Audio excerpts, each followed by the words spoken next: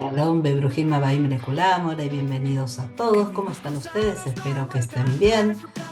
En información del canal hoy les cuento que este sábado no va a haber directo porque empieza Pesaj, es la primera noche, y entonces bueno, hay reunión familiar y por ende tendré que suspenderla. Mañana es seguro que va a haber directo y puede que haga otro el jueves o el viernes para compensar. Eso no se los puedo prometer porque depende de cómo vienen los preparativos. Pero el de mañana seguro será alrededor de las 9 de la noche de Israel por si se quieren ir preparando. Y bueno, vamos a empezar entonces directamente. Como ya saben, este mes vamos a hacer noticias de hace un año y noticias de el día. Así que vamos a empezar con eso, si les parece bien. Ahí está, compartir. Vamos a agrandarlo para que lo vean bien. Y vamos a ver qué pasó el 8 de abril del 2024 en Israel. Lo vamos a ver primero en Kan Hadashot, es decir, el medio Kan de noticias israelí. También, bueno, ustedes saben que tiene varios medios. Y nos cuenta lo siguiente. Israel aceptó el esquema de compromiso liderado por Estados Unidos. Alto funcionario de Hamas le dice a Reuters: rechazamos la última oferta israelí de alto el fuego en Gaza. Las autoras son Gili Cohen, Amichai Stein y Roy Kais. Y la nota es del 8 de abril del año pasado y la escribieron a las 19:46. Israel ha aceptado el acuerdo de compromiso liderado por Estados Unidos en la cuestión de los secuestros.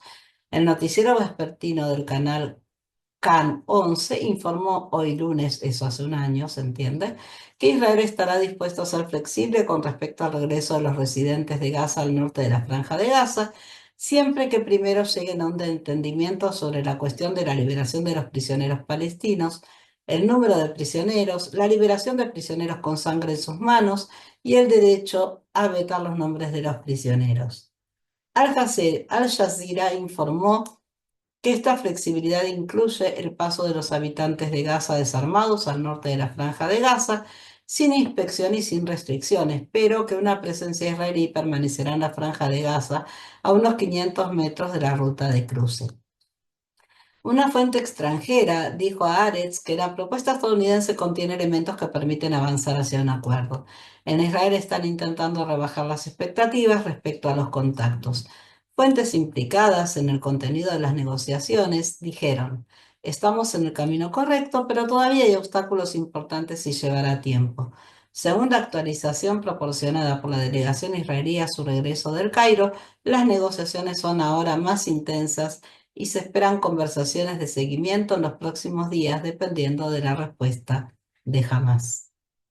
Mientras tanto, el alto funcionario de Hamas, Ali Baraka, dijo a Reuters: Hamas rechazó la última propuesta israelí de un alto el fuego en Gaza, tal como se presentó en las conversaciones del Cairo. El mensaje de Biden a Qatar. El presidente de Estados Unidos, Joe Biden, envió un mensaje a Qatar afirmando que deben hacer todo lo posible para que jamás acepte un acuerdo para liberar a los rehenes. Según informó el noticiero vespertino del canal CAN 11. Según fuentes estadounidenses, Qatar está tratando de lograr que jamás se comprometa con el acuerdo y lo cumpla. Eso es lo más difícil. Los funcionarios israelíes dijeron, digo, lo más difícil fue hace un año, ya lo sé, pero vimos que hubo cosas que ellos incumplieron y después, por supuesto, siempre señalan a Israel, ¿no? Cuando Israel dice, no, así no, esto no es lo que quedamos. Los funcionarios israelíes dijeron que reconocen la presión estadounidense sobre Qatar, pero que agregaron que no es seguro que Qatar esté realmente utilizando todas las herramientas a su disposición para presionar a Hamas. De eso podemos estar seguros. La competencia entre Egipto y Qatar. Un diplomático árabe involucrado en las relaciones entre los países dijo en una conversación con Can News que existe una competencia oculta e inofensiva entre los mediadores en la ronda de conversaciones entre Israel y Hamas, con Egipto tratando de mostrar que es mucho más dominante que Qatar. El diplomático añadió: cada país quiere mostrar sus capacidades, su papel y su influencia.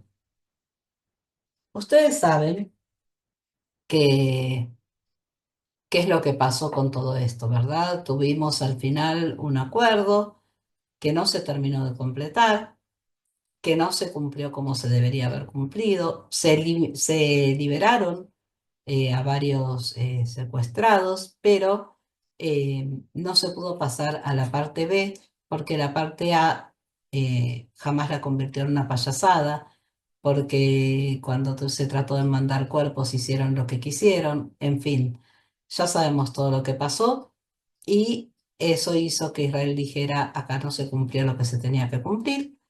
Y bueno, en eso estamos ahora, sin definiciones claras. Otra vez estamos en qué pasa con el acuerdo, si se cumple, si no se cumple, si los mediadores, si se va a llegar, si no se va a llegar.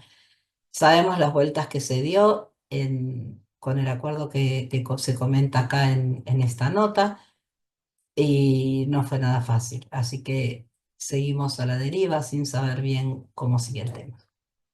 Vamos con la siguiente, esta es de 12 News. Ben-Gvir y Smotrich se oponen a las concesiones. Lapid reitera que habrá una red de seguridad para un acuerdo de liberación de rehenes a la sombra de la retirada de Khan Yunis y los informes de un acuerdo. El ministro de Seguridad Nacional amenazó: si el primer ministro decide poner fin a la guerra sin un ataque a gran escala sobre Rafah, no tendrá el mandato para continuar. Además, Smotrich convocó a su partido para actualizaciones y consultas urgentes en la Knesset. Finalmente envió una carta a Netanyahu: convoque al gabinete político ampliado. La nota es de Yaron Abraham y Daphne Liel. Fue publicado el 8 de abril del año pasado a las 10:44 y actualizado ese mismo día más tarde a las 13:15. El presidente de Otzma Yehudit y ministro, ya sabemos, ¿no? ¿Se acuerdan qué pasó con esto? Como que no fue en este único día. Ambos, tanto Ben-Gvir como Smotrich, venían amenazando a Netanyahu hace mucho con hacerle caer el gobierno por retirarle su apoyo si no hacía lo que ellos querían, básicamente. El presidente de Otzma Yehudit y ministro de Seguridad Nacional Itamar Ben-Gvir declaró esta mañana, lunes, o sea, hace un año otra vez, a la luz de los informes sobre un acuerdo y la retirada de Khan Yunis, que si el primer ministro decide poner fin a la guerra sin un ataque a gran escala sobre Rafah para derrotar a Hamas, no tendrá mandato para seguir ejerciendo como primer ministro. Al mismo tiempo, el presidente sionista religioso Bezalel Smotrich convocó a los ministros de su partido y los miembros de la Knesset para actualizaciones y consultas urgentes esta mañana en la Knesset en el contexto de las conversaciones sobre el acuerdo de los rehenes. Al final de las consultas, el ministro de Finanzas se dirigió al primer ministro y afirmó: el gabinete político ampliado debe ser convocado inmediatamente. En su discurso a Netanyahu, Smotrich escribió: ante la situación actual de la retirada de las fuerzas de maniobra de Gaza y la reducción de la intensidad de la guerra en general en medio de un retraso de semanas en la entrada de Rafah, junto con los informes sobre la disposición israelí a negociar el regreso de los residentes de Gaza a la franja norte y de hecho poner fin a la guerra, y además de las publicaciones sobre las concesiones de un mandato muy amplio a los equipos negociadores, exijo que convoque una reunión especial del gabinete ampliado esta tarde en la que recibiremos una actualización completa y toda la información sobre el estado de la guerra. Ellos siempre exigían la situación. Eh, en su discurso a Netanyahu, Smotrich escribió: perdón, ya lo leí. El único foro autorizado para tomar decisiones decisivas en tiempos de guerra es el gabinete ampliado, pero lamentablemente no es así como funcionan las cosas y vemos que las decisiones se toman en el gabinete reducido sin la aprobación ni la actualización del gabinete ampliado, bajo presiones internacionales que perjudican el impulso de la guerra y nuestros intereses de seguridad. Llevo semanas advirtiendo que en lugar de aflojar el acelerador debemos aumentar la presión sobre Hamas en Gaza. Y esa es la única manera de devolver a los secuestrados y destruir a Hamas. Por lo tanto, reitero mi exigencia de que se convoque al gabinete político ampliado esta tarde para un debate urgente sobre el asunto. Hay algo que sí tenía razón. y es sobre las presiones internacionales, sobre todo Estados Unidos. En ese momento estaba Biden, y la verdad que fue más un tropiezo que lo que ayudó. El líder de la oposición, Yair Lapid, respondió tras la amenaza de Ben-Gvir y la exigencia de Smotrich. Le recuerda al primer ministro ante sus socios mesiánicos que Shiz Atid está dispuesto a proporcionar una red de seguridad completa para un acuerdo de rehenes en cualquier momento. 24 dedos es mucho más de lo que tienen Ben-Gvir y Smotrich. Es hora de traerlos a casa ahora. Supongo que está mal traducido, capaz que se refería a los miembros de la Knesset que tiene el partido o la oposición. Los comentarios de Smotrich y Ben-Gvir llegan después de que un funcionario egipcio afirmara que había avances reales en las conversaciones, pero un alto funcionario israelí se mostró tranquilo. La distancia aún es grande. Además, una fuente israelí dijo que los estadounidenses están ejerciendo una enorme presión y tomando posesión de las negociaciones. El problema es que la presión también la tenían sobre Israel. Según los cálculos, Israel permitirá un compromiso sobre la cuestión del retorno de los habitantes del norte de la Franja de Gaza a sus hogares. Desde aquí, el primer ministro y el gabinete de guerra enviaron al equipo encabezado por el jefe del Mossad con un amplio mandato y con instrucciones de escuchar la propuesta americana, entender lo que jamás dice al respecto y si existe la posibilidad de empezar a trabajar y lograr un acuerdo. Un canal egipcio informó que la delegación de Hamas ya está manteniendo reuniones con altos funcionarios de inteligencia egipcios antes del inicio de las negociaciones cuadrilaterales. Tras los informes de un acuerdo, el ministro Israel Katz del Likud dijo en Glatz: si no hay un acuerdo sobre los rehenes, verán cómo el sistema se mueve rápidamente hacia Rafa. El diputado Moshe Saada del Likud añadió: sin hablar del precio que los ciudadanos israelíes pagarán en los próximos años por liberar asesinos con las manos manchadas de sangre, y sin hablar del regreso de los gazatíes a la franja norte tras la pérdida de la moneda de cambio más importante de Israel, un acuerdo tan parcial que incluye a todos los secuestrados y equivale a una capitulación. Hago un llamamiento a mis amigos de la derecha para que se unan a mí y hagan oír su voz con claridad. El pueblo de Israel exige el regreso de todos los secuestrados y una victoria total sobre Hamas, y estamos comprometidos con ello. Vamos entonces a la siguiente. Esta es más corta, como pueden ver, es de The Times of Israel. Y decía que Netanyahu afirma que la fecha de Rafa está fijada. Estados Unidos jamás aún no responde sobre el acuerdo de rehenes. Los términos incluyen una tregua inicial de Eid al-Fitr y la liberación de 40 rehenes en 6 semanas. Un detenido de la Yihad Islámica Palestina admite que su cohete impactó en un hospital al comienzo de la guerra. Cogat, 419 camiones de ayuda ingresaron hoy a Gaza. Esto es un resumen de las de noticias del día por personal de The Times of Israel de hace un año a las 3:51 am. ¿Cómo puede ser tan temprano las noticias del día? Capaz que venían trayendo las anteriores.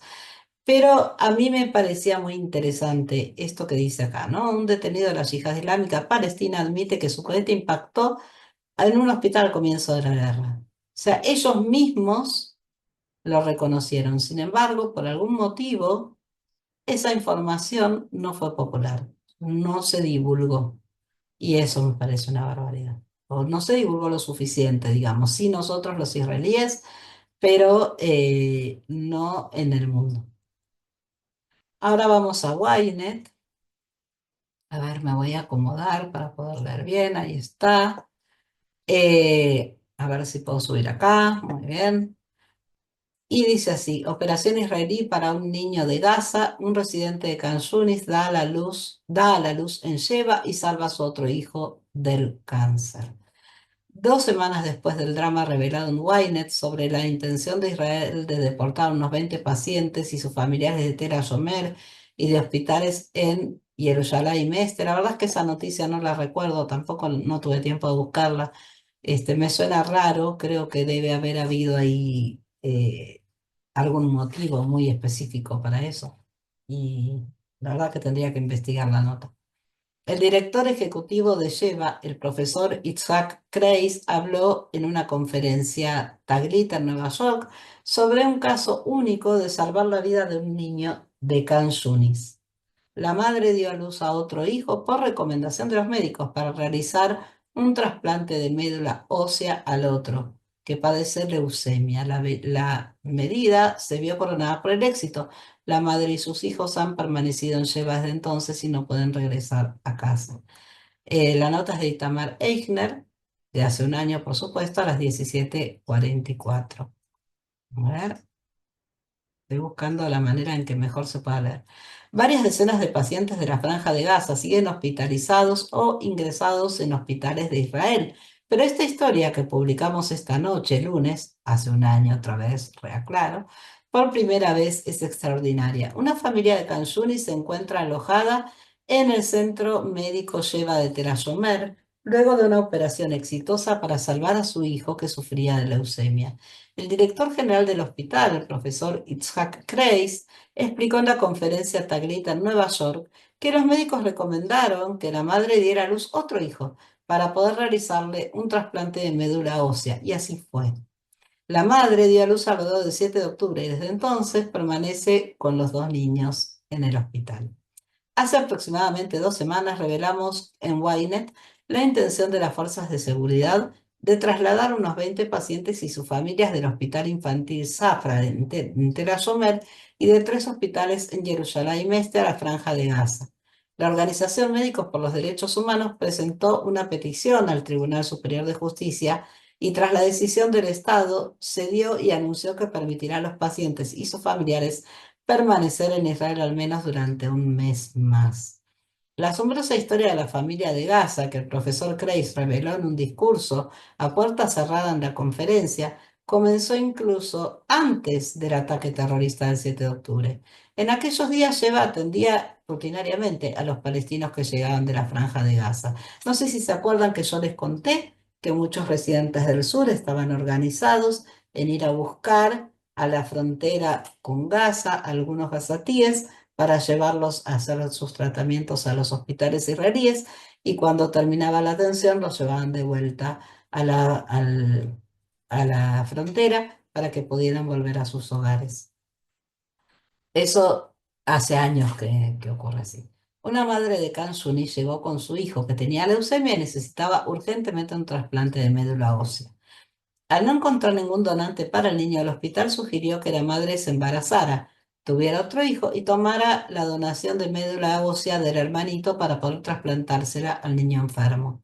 Y así fue. La madre palestina quedó embarazada y llegó al hospital para dar a luz antes del 7 de octubre. Dio a luz después del 7 de octubre. Después del nacimiento se realizó un implante de médula ósea. Fíjense que todos los que hablan de discriminación, que a ella no se la hizo irse de ahí a ser atendida en Gaza. A pesar de lo que pasó el 7 de octubre, ella fue atendida de todos modos y sus hijos también. Porque mucha gente piensa que en Israel son todos unos monstruos y que hacen apartheid y no sé cuántas pavadas. Bueno, esto demuestra que no es así. Después del nacimiento, se realizó un trasplante de médula ósea según el plan original de los médicos. Se extrajo la médula ósea del bebé nacido en Sheba y se trasplantó al niño con leucemia. El niño enfermo se recuperó, pero la madre y sus dos hijos están desde entonces en el hospital y no pueden regresar a casa. Residentes de la Franja de Gaza con equipos médicos que acudieron a manifestarse contra la deportación. Ah, perdón, es que yo generalmente cuando hay menciones a fotos las saco y esta me olvidé, es una referencia a una foto que publicó Ynet y que por cuestiones de derecho de autor y todo eso, que todavía me falta poco más de un mes, no la puse. Sheba es un hospital de paz y un símbolo de convivencia donde se brinda atención médica a todos. Tratamos a palestinos, cooperamos con ellos y vacunamos a palestinos. Compartimos el mismo destino, afirmó el profesor Kreis. Cuando se produce una alarma por un ataque con misiles, madres judías y palestinas se reúnen en el mismo refugio. El 25% de los niños en Sheba son de Cisjordania. Atendemos los casos más difíciles, tratamos a pacientes de Gaza antes del 7 de octubre, no somos políticos.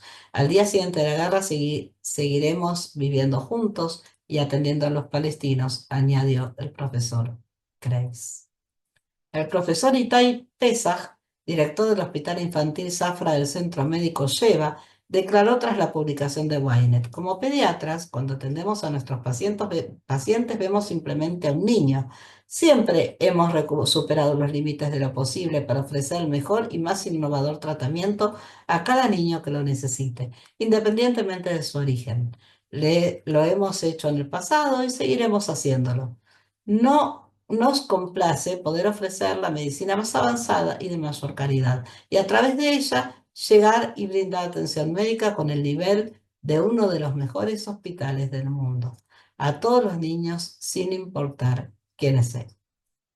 En Israel, dos niñas de Gaza están actualmente hospitalizadas en el Hospital Zafra de Tel Ashomer, donde también se encuentran sus 5 familiares. Además, 13 pacientes de Gaza y sus familiares están hospitalizados en 3 hospitales de Jerusalén Oriental.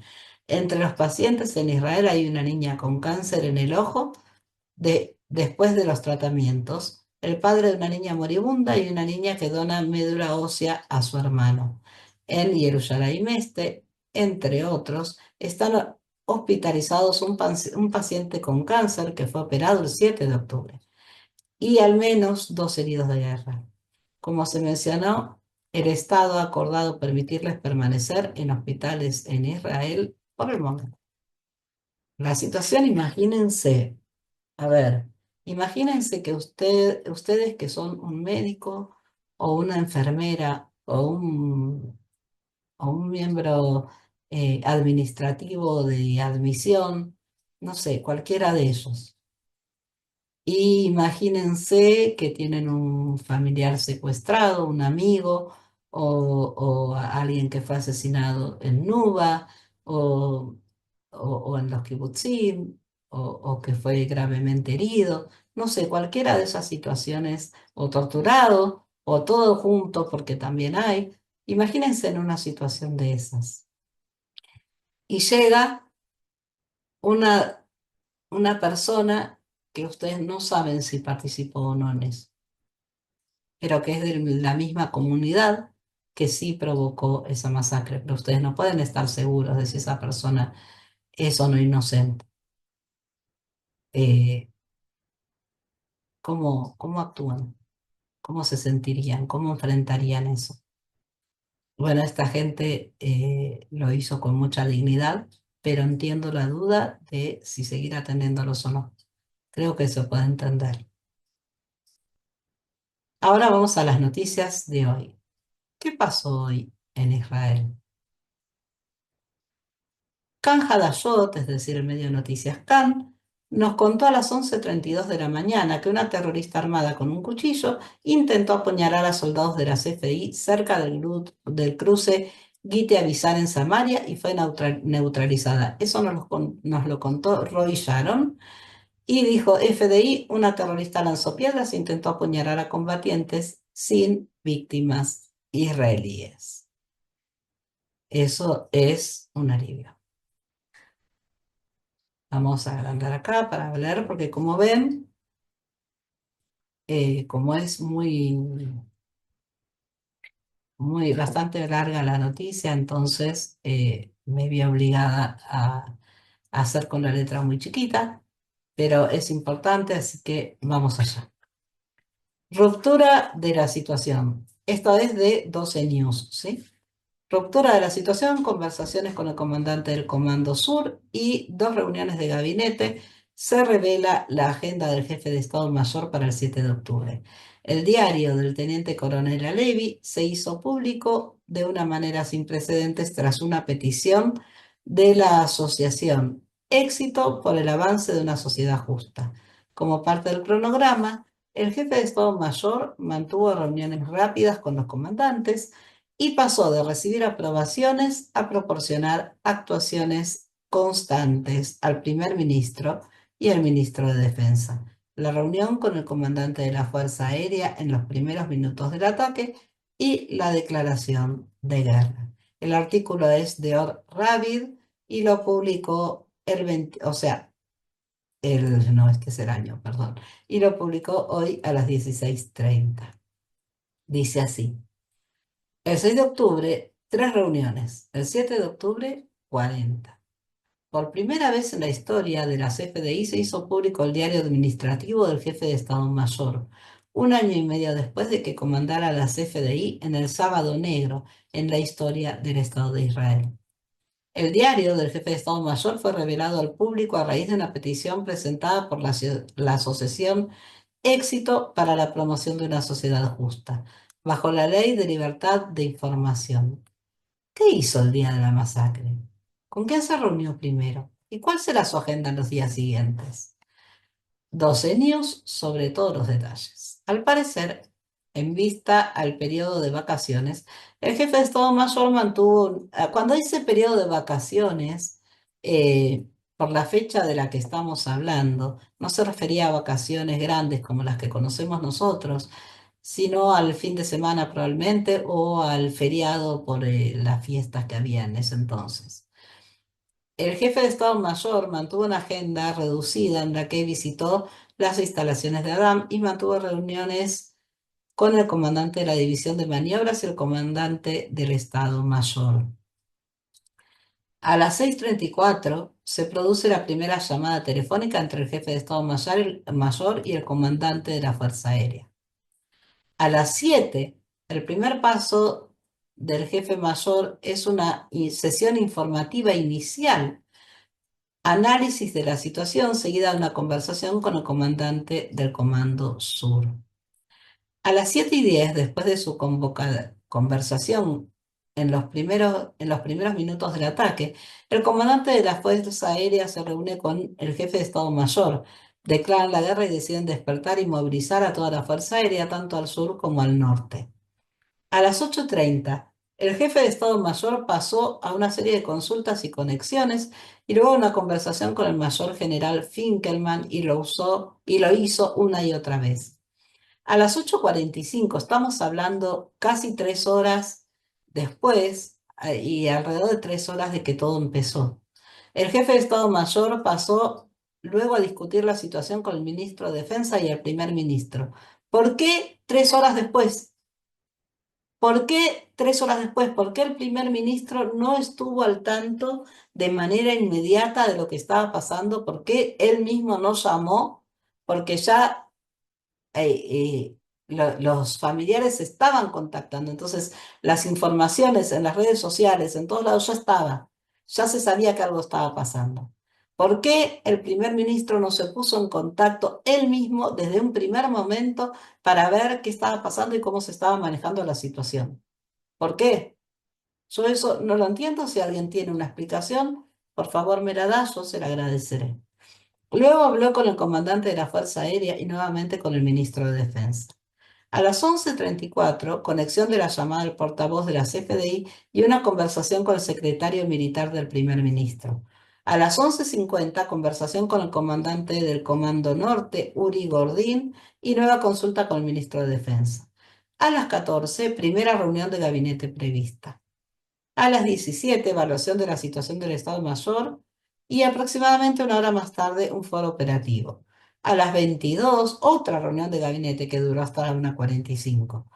De 1:45 a 2:31, corte del modo nocturno. El calendario proporcionado se refiere únicamente a los últimos 3 meses del 2023, incluido el 7 de octubre y los días posteriores a la masacre. Destacamos que esta es solo una información parcial, ya que en realidad solo se transmitió una parte del diario, ignorándose la solicitud completa y la información sobre las reuniones con los periodistas. El tribunal reprendió a la CFDI por retrasar e ignorar la solicitud de información.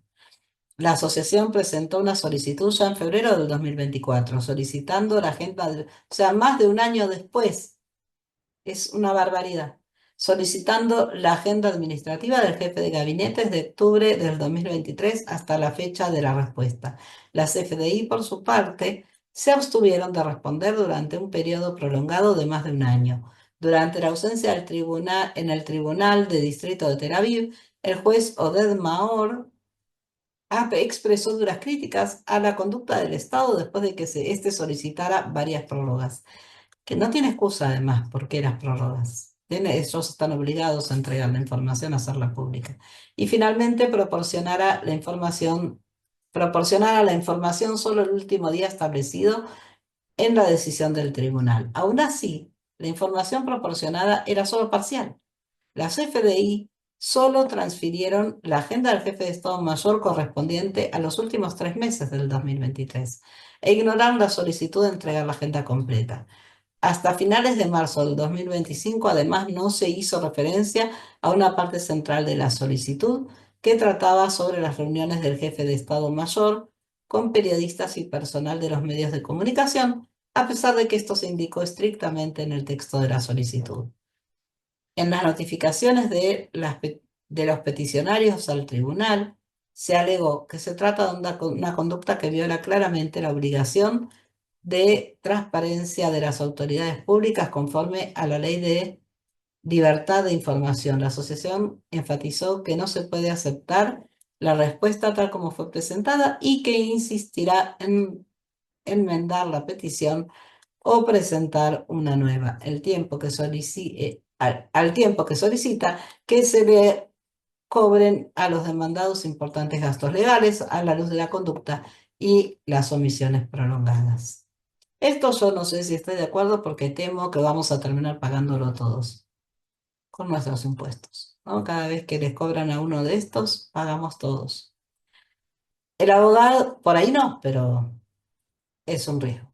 El abogado Elad Mann, apoderado de la asociación, se refirió a la información parcial y puesta a disposición del público y afirmó que entregar el diario de manera incompleta, cerrada, parcial e inaccesible, sin detallar las razones del bloqueo u omisión de detalles, es contrario a la ley y a las directrices vigentes.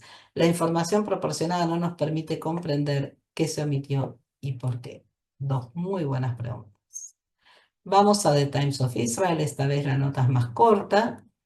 Nos cuenta que Netanyahu dice que el acuerdo con Irán solo funcionará si destruyen las instalaciones nucleares, de lo contrario se necesitará la fuerza militar. Oye, qué raro, por una vez estoy de acuerdo con él. No creo que no es la única vez, pero no suele ocurrir.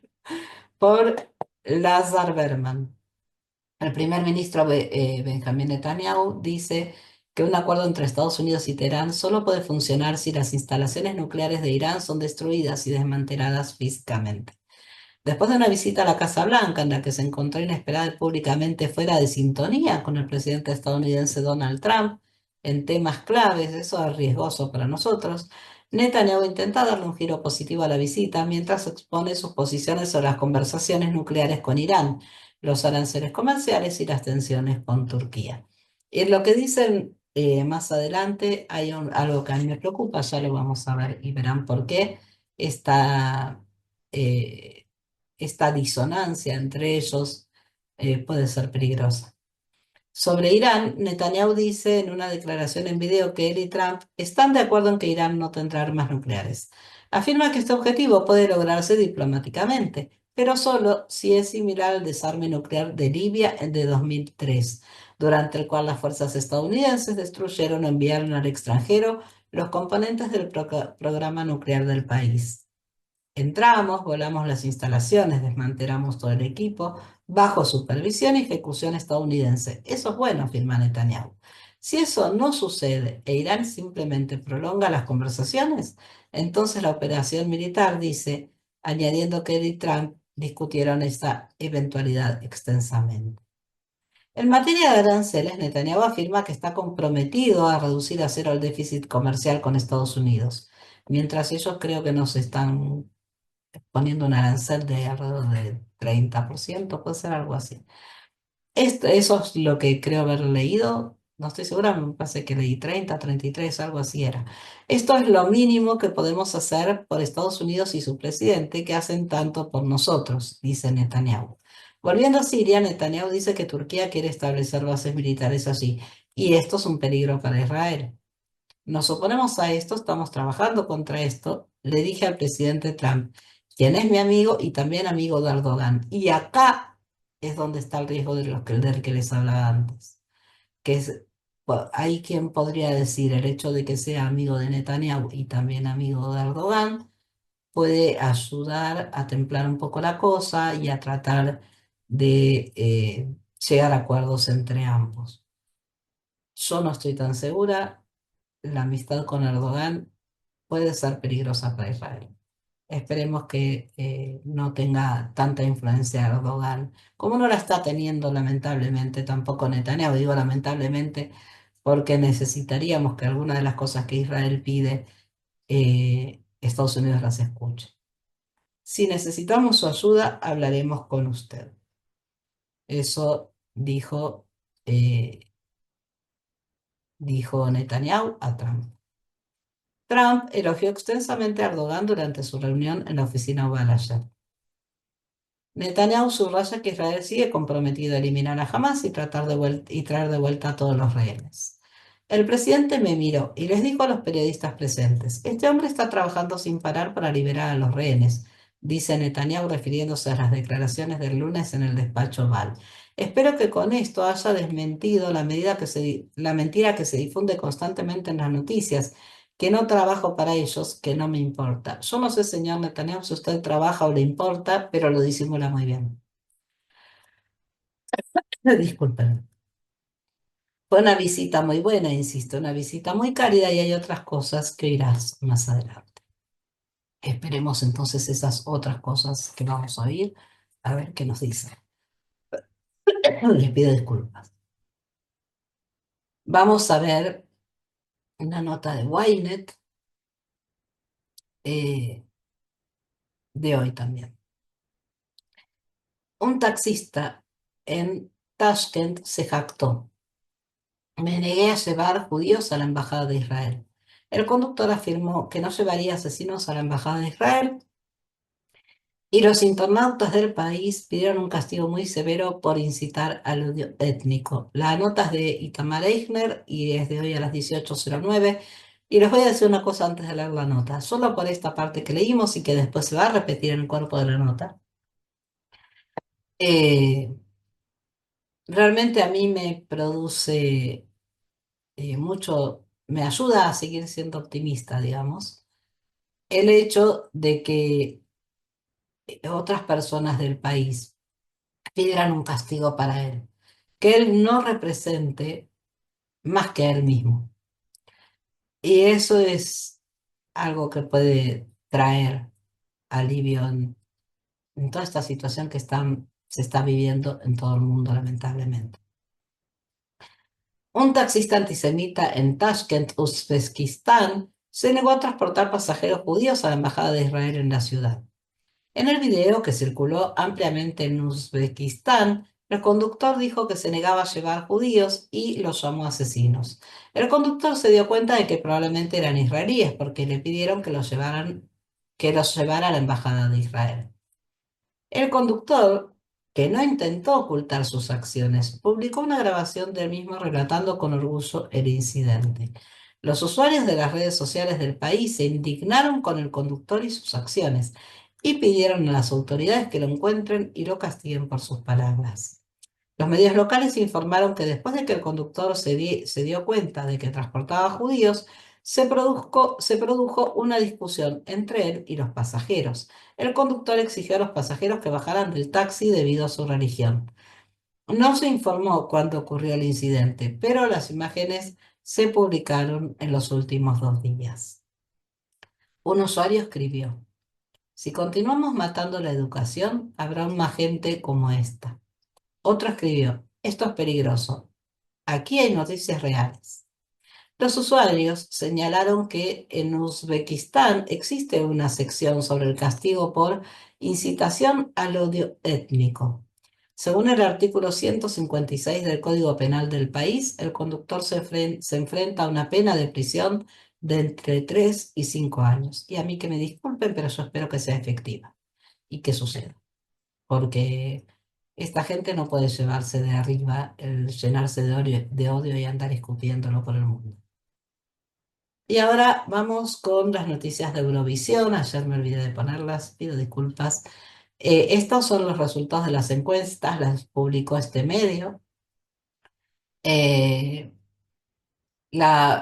Según hasta hoy, hace no mucho tiempo, porque poco esto lo preparé poco antes de grabar. Israel estaba en un cuarto lugar, está en ese cuarto lugar hace rato, pero lo que nos dice es que la probabilidad de que pueda ganar es de un 8,3%. Así que necesitamos aumentar las opciones de Israel en Eurovisión 2025, porque Yuval se lo merece, como dice el cartel. Esto es mío, no, obviamente, no es de este medio. Suecia tiene claras posibilidades de ganar con un 37% y lo sigue Austria con un 30,8%. Esto es una captura de pantalla del video oficial de Israel, que es precioso y si todavía no lo vieron, se los recomiendo. Y que en los subtítulos justo es una parte que dice los sueños se hacen realidad. Y sí, los sueños se hacen realidad, no siempre, pero sí muchas veces. Y a mí me gustaría que Yuval cumpla el suyo, porque es justo, porque se lo merece y porque ya sufrió demasiado y además es un excelente artista, eso no hay dudas. Así que bueno, gente, hemos llegado al final de las noticias de hoy, de las noticias de hace un año y nos vamos a encontrar mañana en el directo. Espero estar mejor de la voz, ya ven que otra vez para variar, cada tanto me pasa, tengo la voz un poco tomada, así que bueno, nos vemos mañana entonces, que todos tengamos paz y amor.